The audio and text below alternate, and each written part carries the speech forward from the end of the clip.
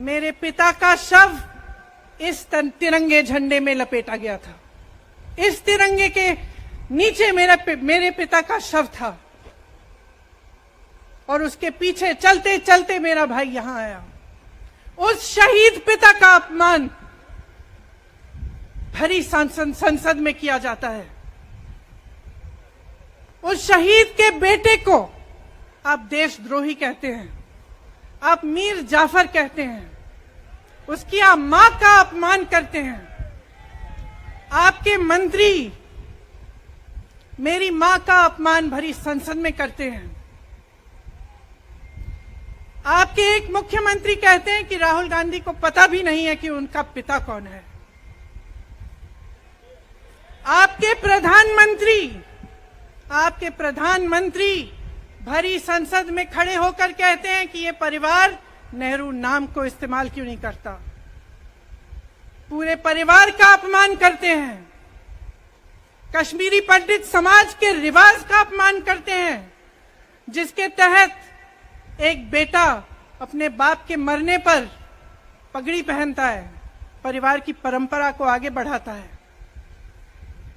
लेकिन आप पर कोई मुकदमा नहीं होता, आपको 2 साल की कोई सजा नहीं मिलती, आपको जेल की सजा नहीं मिलती, आपको संसद से कोई बाहर नहीं निकालता, आपको मना नहीं करता कि 8 सालों के लिए आप चुनाव नहीं लड़ सकते। क्यों? मैं पूछना चाहती हूं क्यों? आज तक हम चुप रहे हैं, हमारे परिवार का अपमान करते गए। मेरे भाई ने क्या कहा? संसद में वो मोदी जी के पास गए और उनसे गले लगे। मेरे भाई ने कहा, मैं आपसे नफरत नहीं करता हूं, मेरे दिल में आपके लिए कोई नफरत नहीं है, हमारी विचारधारा अलग है, लेकिन हमारी नफरत की विचारधारा नहीं है। तो मैं पूछना चाहती हूं, एक आदमी का कितना अपमान करोगे?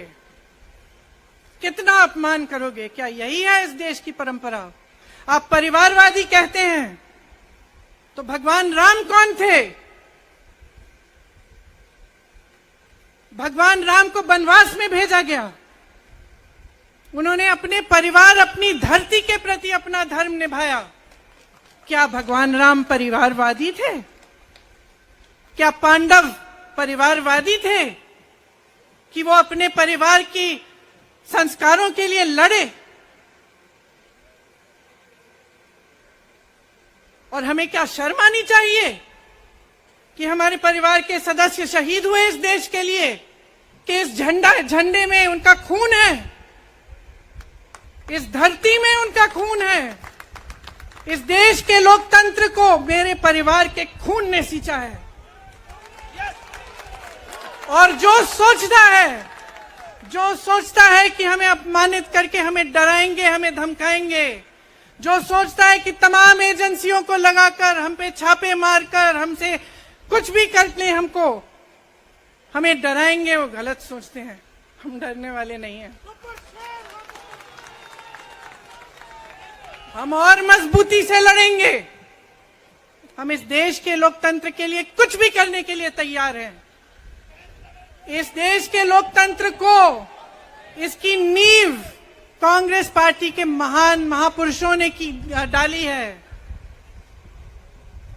कांग्रेस पार्टी लड़ी इस देश की आजादी के लिए और आज भी इस देश की आजादी के लिए ही लड़ रही है।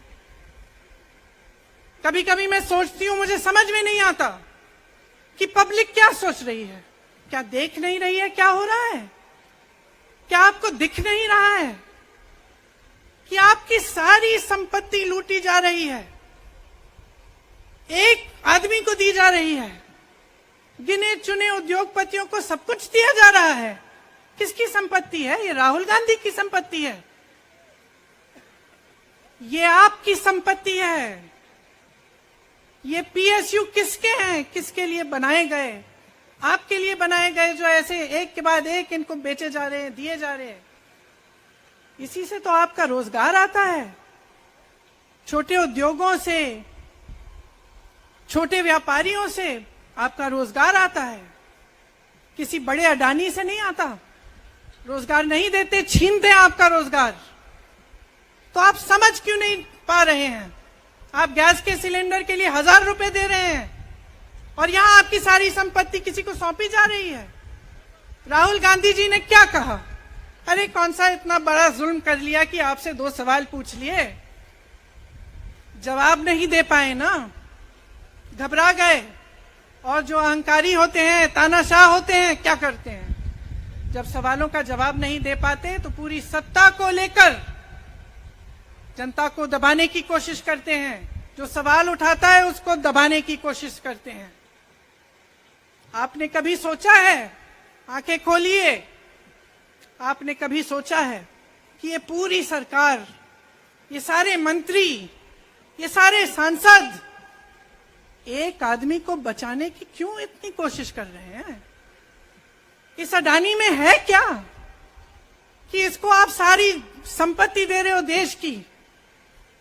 20 हजारों करोड़ शेल कंपनियों में इनकी हैं और आप इन पे इंक्वायरी नहीं कर सकते? ये अडानी है कौन कि आप सब उनका नाम उठते ही बौखला जाते हैं और उनको बचाने में लग जाते हैं? देखिए, आप इस देश के देशवासी हैं, ये देश आपका है, ये लड़ाई आपकी है। आज तमाम नौजवान बेरोजगार क्यों हैं? हम इश्तिहार तो देख रहे हैं, होर्डिंग देख रहे हैं, मदर ऑफ डेमोक्रेसी लिखा है, कहते हैं कि हमारी अर्थव्यवस्था बहुत तेजी से आगे बढ़ रही है, तो इतने नौजवान बेरोजगार क्यों हैं? तो जहां जहां हम जाते हैं बेरोजगार नौजवान क्यों दिखते हैं? इतनी महंगाई क्यों है? इतनी महंगाई क्यों है?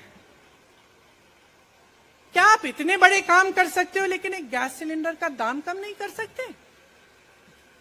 आप छोटे व्यापारियों की मदद नहीं कर सकते? आप रोजगार नहीं बनवा सकते?